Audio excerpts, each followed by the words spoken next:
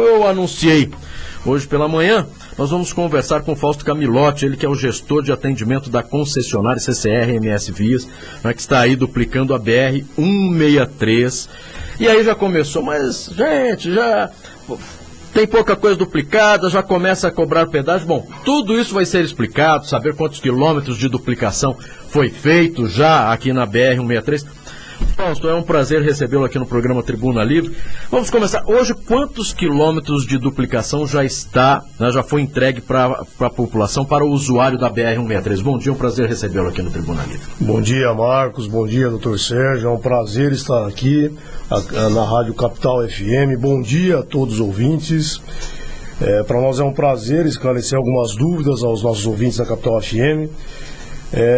Nós já duplicamos cerca de 90 quilômetros. Nós iniciamos os nossos trabalhos em abril de 2014, fizemos aí quase 90 quilômetros de duplicação em um ano e meio. Isso é um marco bastante importante para a engenharia. Nós viemos para cá para transformar a BR-163 em razão de uma licitação que houve no término de 2013. E em razão disso, além desse importante marco para a rodovia da duplicação, o início da prestação de serviço que se deu em abril do ano passado, certo, com a conservação, execução de manutenção do asfalto, da sinalização vertical, horizontal, todos os elementos de engenharia que foram revitalizados, isso já trouxe um ganho significativo para o usuário da BR-163. E além disso, em outubro do ano passado, nós iniciamos os atendimentos de socorro médico e mecânico. Então nós temos atualmente na BR-163 17 bases operacionais, e aí nós temos quase 80 recursos, entre guincho leve, guincho pesado, 17 ambulâncias, 5 UTIs. Então todos esses recursos, eles possibilitam um atendimento de socorro médico e mecânico com qualidade na BR-163. Então essa é a estrutura hoje para o usuário, né, que utiliza a BR-163. Bom, vocês, quando foi feita a licitação, quantos quilômetros vocês têm que duplicar na 163? Nós temos que duplicar 845 quilômetros e essas obras elas têm que ser executadas em 5 anos. Então esses 90 quilômetros eles compõem os 10%, que era uma obrigação contratual inclusive, nós duplicarmos até outubro deste ano. Nós antecipamos essas obras elas foram entregues já faz 20 dias para o órgão regulador, que é a ANTT. E para que nós pudéssemos iniciar a cobrança de pedágio, isso também era uma prerrogativa, entregar os 10% da rodovia já duplicada. O que é bastante importante também esclarecer para o ouvinte, porque até então, nos contratos anteriores, não se previa a execução dessas obras antes do início da cobrança. Então já houve uma mudança também do contrato, a gente tem que entregar a obra antes de iniciar a cobrança e também tem um prazo aí para a execução da duplicação de toda a sua extensão. Uma das reclamações do pessoal que vai usar a estrada com mais frequência é a questão do preço do pedágio. Quer dizer, havia a tabela inicial no leilão, me parece de R$ 4,80 por veículo. Já houve um reajuste, o pessoal reclama que o reajuste foi muito acima da inflação, etc. Qual é o critério adotado para os reajustes? Doutor Sérgio, é importante aqui reforçar para o nosso ouvinte que o leilão ele aconteceu em 2013. Então, quando a gente fala desse aumento expressivo que tem sido questionado pelo nosso usuário, nós tivemos já 2 reajustes de IPCA de 2 anos. Então isso já promove um aumento, uma alteração de tarifa que pode de alguma forma gerar esse tipo de questionamento. Então já houve o reajuste entre 2013 e 2014 e mais um outro reajuste entre 2014 e 2015, que é a data do início da cobrança. Além disso, nós tivemos uma outra importante alteração, que é a tal cobrança do eixo suspenso. No nosso contrato estava previsto estava prevista a cobrança do eixo suspenso. E aí, depois que nós assumimos, nós assinamos o contrato com o governo federal, houve uma alteração e aí o caminhoneiro passou a não pagar mais o eixo suspenso, passará a não pagar mais o eixo suspenso. Com isso, não só aqui, mas em todos os últimos lotes que foram concedidos à iniciativa privada, esses últimos lotes leiloados pela União, tiveram essa alteração de composição tarifária também. Ou seja, todos passam a pagar esse reequilíbrio econômico-financeiro do contrato em razão da não cobrança do eixo suspenso. E aí houve essa alteração tarifária. Então, em razão disso, a gente tem recebido esses questionamentos dos nossos usuários.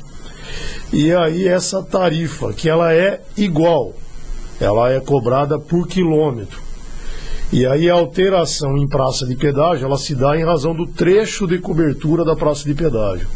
Então nós temos praças que elas correspondem a quase 100 quilômetros de cobertura, como nós temos praças que têm uma composição menor. Por isso dessa variação da tarifa entre R$ 4,70 e R$ 7,20, que é a tarifa que ficou agora para cobrança na próxima semana, aí, dia 14. A CCR, naturalmente, tem essas estatísticas de acidentes com morte na BR-163, e o trecho onde mais ocorre, segundo a Polícia Rodoviária Federal, é exatamente na zona urbana de Campo Grande, nesse trecho desse Asa do Anel, entre saída de Cuiabá para, digamos, saída de Cuiabá, saída de São Paulo, que é o trecho que realmente mais preocupa. Como é que o contrato da CCR com o governo, com o DENIT, com o governo federal, para resolver o problema do anel rodoviário de Campo Grande, vai ficar onde está? Tem possibilidade de se fazer um contorno mais distante para evitar que a rodovia passe por dentro da zona urbana de Campo Grande? Doutor Sérgio, no nosso contrato está prevista a duplicação no anel existente. Então há sim, já houve discussões com representantes do município para que nós estudássemos algumas melhorias no anel viário, porque no nosso contrato, quando nós assumimos o contrato, já existiam algumas melhorias previstas no anel, com implantação até de viadutos, passarelas e etc. Como nós chegamos aqui, a gente pôde observar que existem outros elementos que precisam ser implantados no anel viário que não haviam sido contemplados no contrato. Então houve já alguns estudos, a prova disso é que existem 2 dispositivos, 2 viadutos que não estavam previstos no contrato, que já estão sendo estudados. Um deles fica inclusive ali naquela rotatória existente no término para quem vem do norte, mais ou menos ali na altura do 491, onde existe um shopping center. Então ali já está previsto também um viaduto, já está sendo estudado um viaduto. E nós, nessas discussões que aconteceram, nós tivemos mini audiências e audiências que aconteceram, que era também uma prerrogativa para que nós obtivéssemos a licença ambiental. Nessas discussões que aconteceram, nas regiões onde nós atuamos, porque nós cortamos mais de 20 municípios, então houve várias audiências com alguns municípios para que nós pudéssemos receber esses pleitos. E esses pleitos foram levados até o órgão regulador.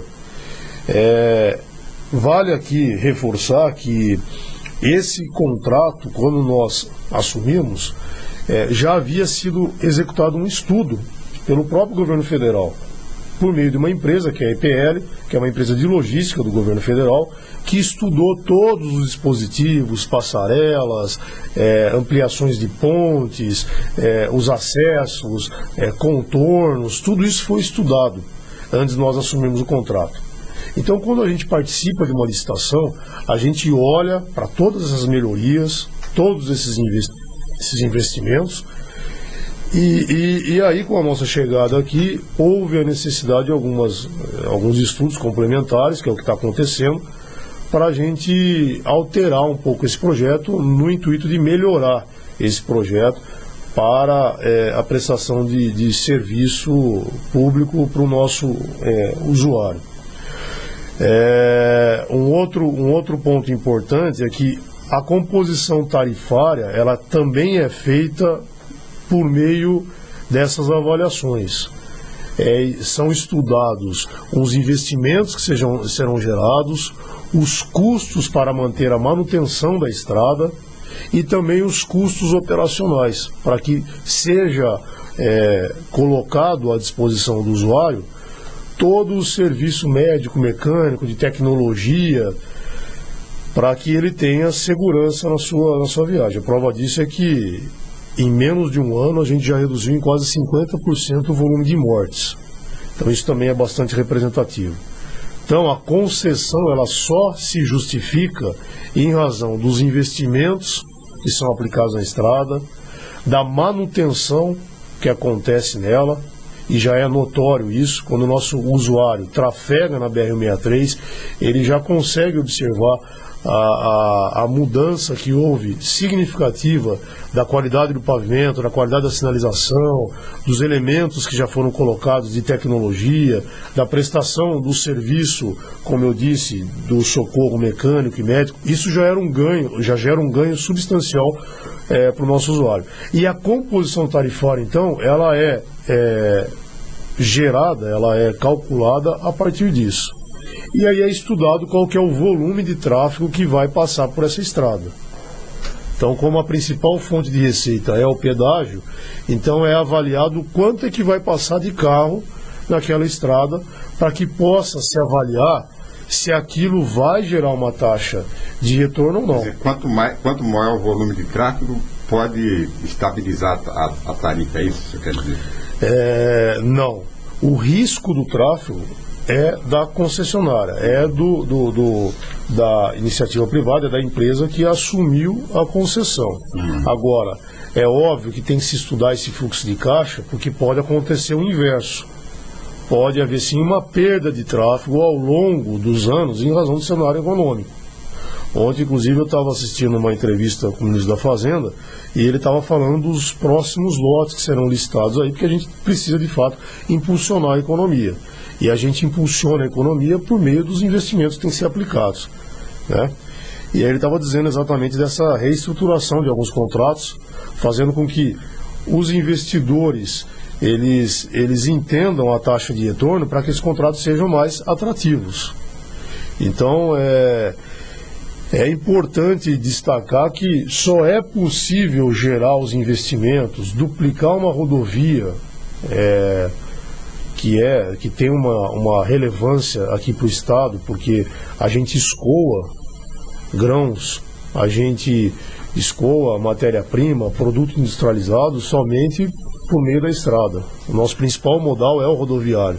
A gente não tem outras formas de escoar produto, matéria-prima e até grãos, que é o nosso principal produto aqui no Estado, né? A gente sabe que existe já projeções aqui de um crescimento do agronegócio, da agropecuária, e para isso a gente precisa de investimentos.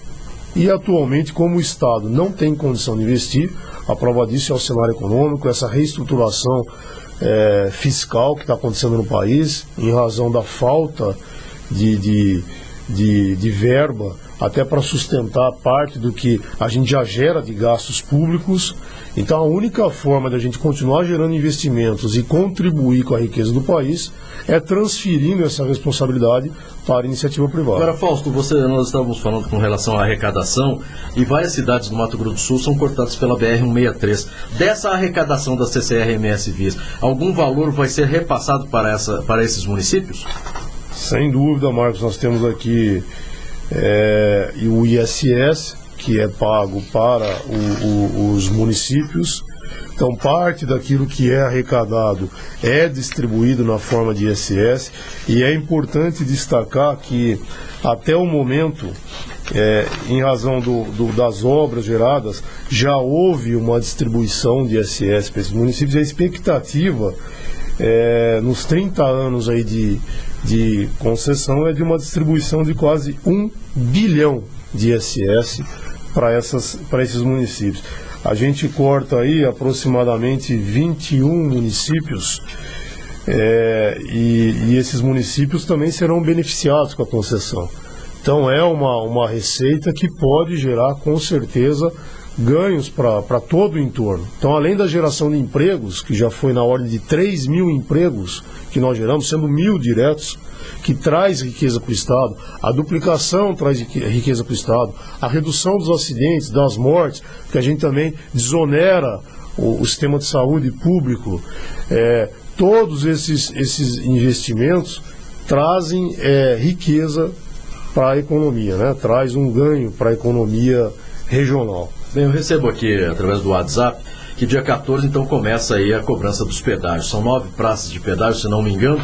É nota fiscal, é recibo? Como é que será feito esse acompanhamento, até para que o motorista, o caminhoneiro que precisa, né, apresentar a nota fiscal, já vai existir a partir do dia 14? Como é que será feito? Marcos, existe aí um vídeo circulando no YouTube, circulando nas redes sociais, a respeito da emissão de recibo com o CPF ou com o CNPJ, né? E aí a gente tem feito um esclarecimento, a gente até tem distribuído um folheto desde o dia 4, onde nós iniciamos a nossa operação assistida, dizendo que é um grande equívoco em relação a isso, né? O pedágio não gera dedução fiscal, o pedágio também, a gente não tem que emitir recibo para dedução em imposto de renda, para declaração de imposto de renda. Então, o recibo ele vai ser emitido, ele é emitido da mesma forma, e aquilo vale como uma comprovação de um pagamento. Então, não haverá alteração, e à medida que o nosso usuário passar por uma das nossas praças, ele recebe o recibo e ele pode depois justificar aquele pagamento.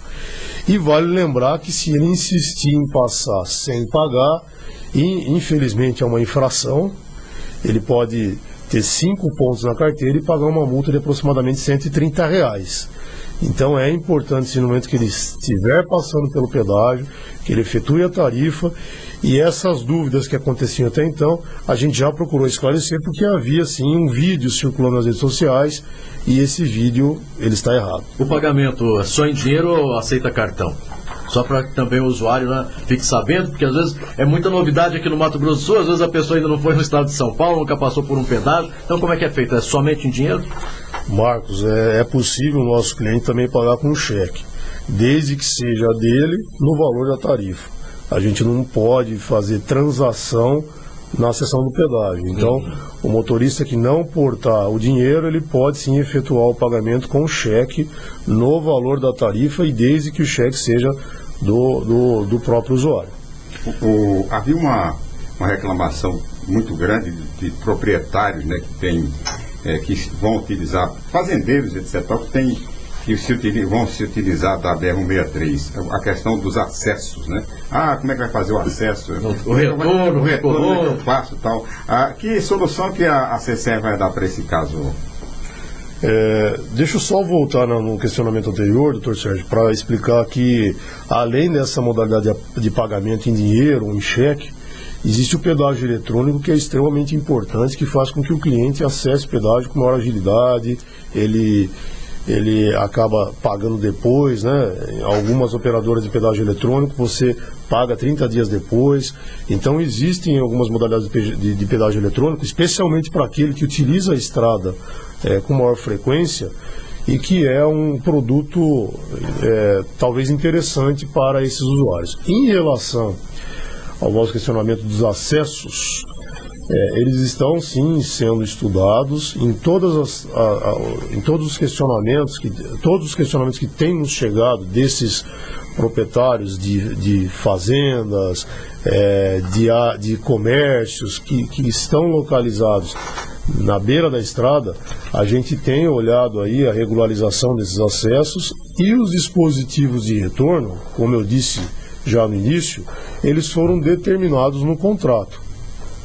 Então, quando a rodovia é duplicada, ela passa por essa transformação, gerando inclusive crescimento econômico.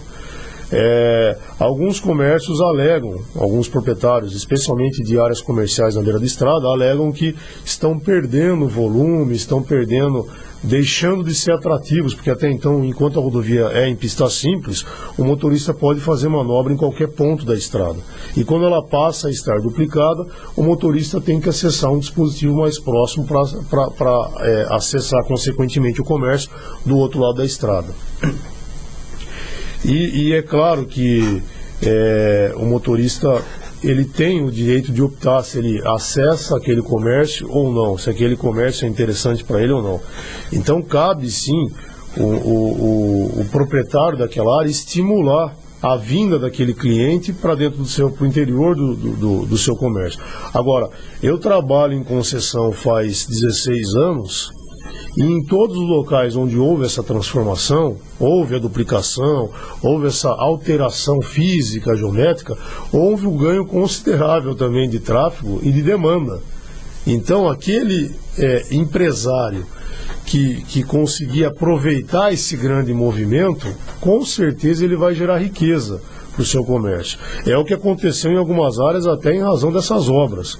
As obras que aconteceram em alguns pontos, a manutenção da rodovia, que trouxe mais profissionais, mais empregados trabalhando no interior da estrada, também fez com que esses profissionais injetassem dinheiro no comércio local, injetassem riqueza nos municípios. E aí, esses empresários tiveram um ganho considerável. Eu tive outro dia lá na região de Sonora e foi até interessante uma senhora dizendo que ela tinha um restaurante e que ela teve que dobrar o tamanho do restaurante em razão das atividades na BR-63. Então, os empregos que estão sendo gerados com a prestação de socorro mecânico, médico, manutenção e especialmente os investimentos com obras que traz mão de obra para consumir no comércio, gera riqueza para quem está no entorno. Então, sem dúvida alguma, esses empresários eles têm que aproveitar esse movimento e têm que entender essa dinâmica. Agora, é claro que haverá uma mudança de retorno. O motorista passa a não mais retornar em frente ao comércio, mas ele passa a retornar num dispositivo com segurança, a alguns quilômetros daquele ponto. Ele passa a não mais se envolver em acidente caracterizado como colisão frontal, que já, infelizmente, matou muita gente, gerou muito óbito na BR-63. Ele passa a não se envolver mais em acidentes caracterizados como colisão lateral, porque ele passa a trafegar e usufruir de um dispositivo de segurança para fazer retorno, e não mais aquele retorno em nível que gera, infelizmente, acidentes. Bem, quero agradecer ao Fábio Camilotti, que é o gestor de atendimento da concessionária CCR/MS Vias, pelos esclarecimentos. Nós voltaremos ainda em breve a falar mais desse assunto e vou dizer aqui para o rapaz que manda o WhatsApp de Ayanduí, nós vamos conversar aqui fora do ar com o Sérgio, aliás, com o Fausto, e aí mandamos aí esse retorno para você. Fausto, muito obrigado pelos esclarecimentos, tenha um bom dia. Marcos, nós que agradecemos, eu só gostaria de deixar o nosso serviço de 0800 à disposição do nosso usuário. Se houver mais dúvidas ou se houver alguma necessidade de esclarecimento no decorrer do seu trajeto, basta nos acionar no 0800 648 0163, o nosso telefone é o 0800 648 0163, ou também no nosso site é o www.msvia.com.br.